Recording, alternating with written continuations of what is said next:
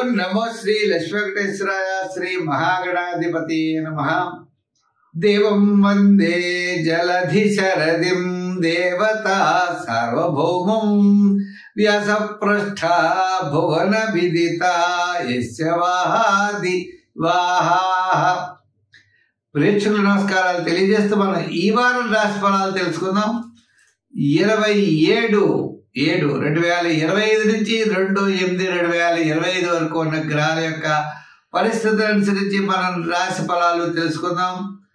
అయితే ముందుగా కర్కాటక రాశిలో రవి బుధులు, మిథున రాశిలో గురుడు శుక్రుడు, మరి మీన రాశిలో శని, కుంభరాశిలో రాహు, సింహ రాశిలో కేతువు, చంద్రుడు మరి మనం ఆలోచించినట్లయితే సింహ, కన్యా, తులా రాశిలో చంద్ర సంచారం, కుజుడు కూడా సింహరాశిలో సంచారం. ఈ విధమైనటువంటి గ్రహాల యొక్క పరిస్థితులను అనుసరించి మనం ఈ వారం రాశి ఫలాలు తెలుసుకుందాం.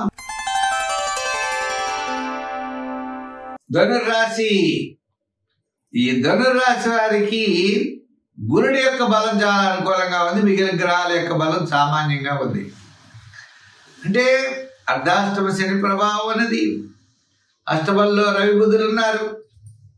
ఈ విధమైనటువంటి ఇబ్బందులు ఉన్నాయి కాబట్టి నవమ, దశమ, ఏకాదశ స్థానాల్లో చంద్ర సంచారం ఉండడం ద్వారా వార ప్రారంభం సామాన్యంగా ఉన్న బుధవారం నుండి శనివారం వరకు కూడా మీరు అన్నింటా విజయాన్ని సాధించగలుగుతారు.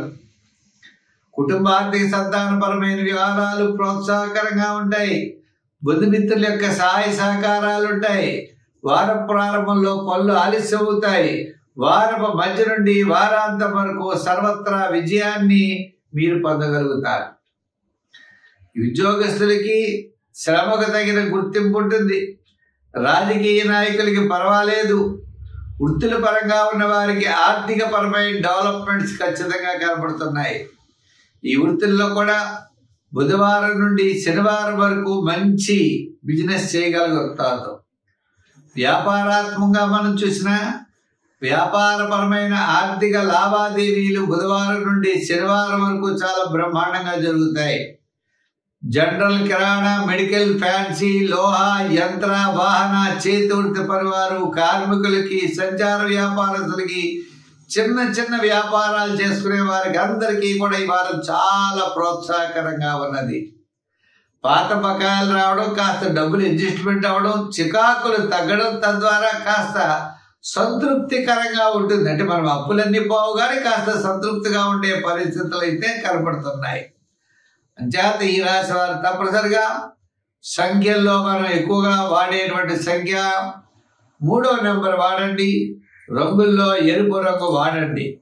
దానాల్లో తిరదానం చెయ్యండి. ప్రతి దేవాలయానికి వెళ్ళి కావలసిన దేవాలయాల్లో ప్రతిరోజు దీపం పెట్టడానికి నూనె ఇవ్వండి. గానుగ నూనె అంటే నల్ల నువ్వుల నూనె ఇవ్వండి. తప్పనిసరిగా మంచి పరిస్థితులు మీకు ఏర్పడతాయి. దాని ద్వారా చికాకులన్నీ తగ్గుతాయి. నూనెను ఇవ్వడం ద్వారా, తెలలో దానం చేయడం ద్వారా, శనివారం నియమం పాటించడం ద్వారా సర్వత్రా విజయాన్ని మీరు పొందగలుగుతారు.